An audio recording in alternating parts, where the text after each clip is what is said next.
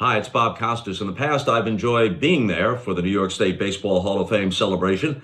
But when I can't be there, apparently it falls to me to offer congratulations and a brief summation on behalf of each year's new inductees. So here we go.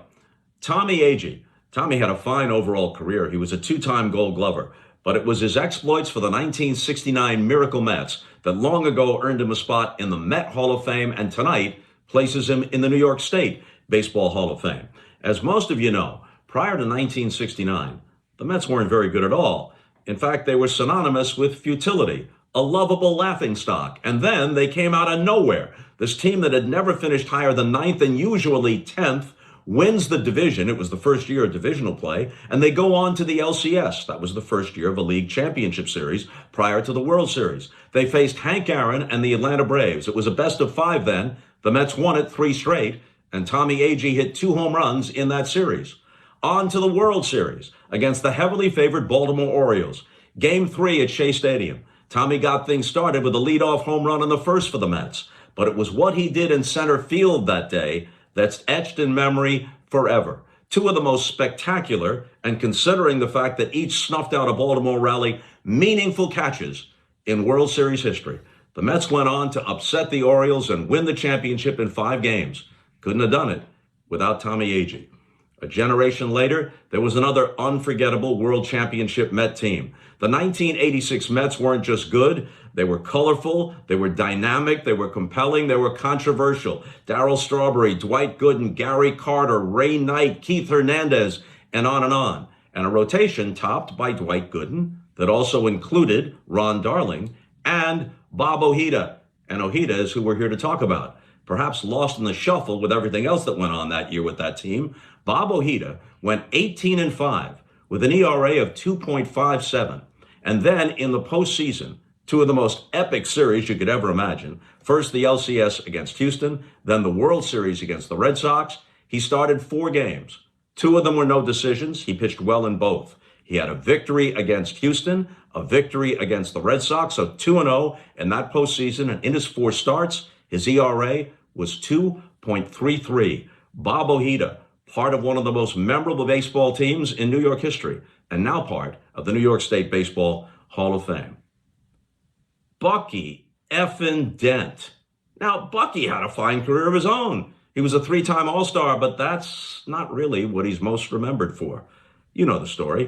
1978. The Yankees are 14 games back of the Red Sox, and somehow they catch them at the wire and force a 1-game playoff on an early October afternoon at Fenway Park.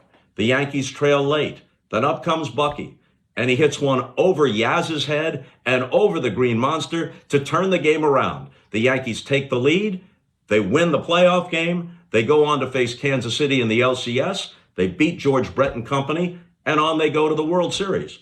And perhaps forgotten, because the home run at Fenway is so unforgettable, is that in that World Series, which the Yankees won in 6 over the Dodgers, Bucky Dent hit .417, knocked in 7 runs, and was named the MVP of the '78 World Series. Quite an October for Bucky Dent, and welcome to the New York State Baseball Hall of Fame. Now, Luis Tiant, and some of you may say, wait a minute, we love El Tiante, but the New York State Baseball Hall of Fame, well, yeah, it may be a footnote to some, but he pitched 2 years for the Yankees, 1979 and 80, and he's El Tiante. That's good enough. Yeah, of course, in the big picture of his career, it's what he did for Cleveland in 1968 when he won more than 20 games. It was the year of the pitcher. Denny McLain won 31 for the Tigers. Bob Gibson posted his ERA of 1.12 for the Cardinals.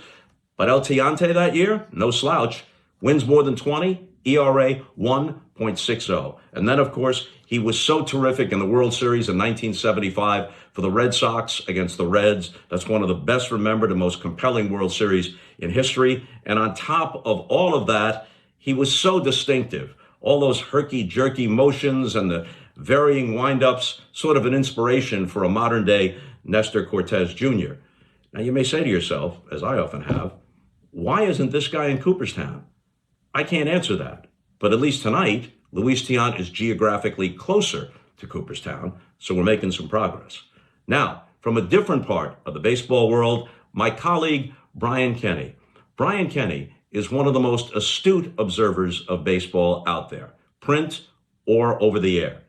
His insights, and may I say his intellect, set him apart. He's a wonderful essayist.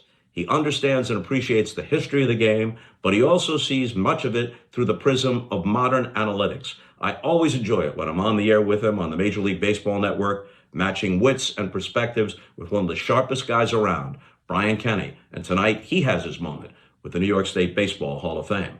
So, there you have it. Hope you all have a wonderful evening. That does it for me. I am out.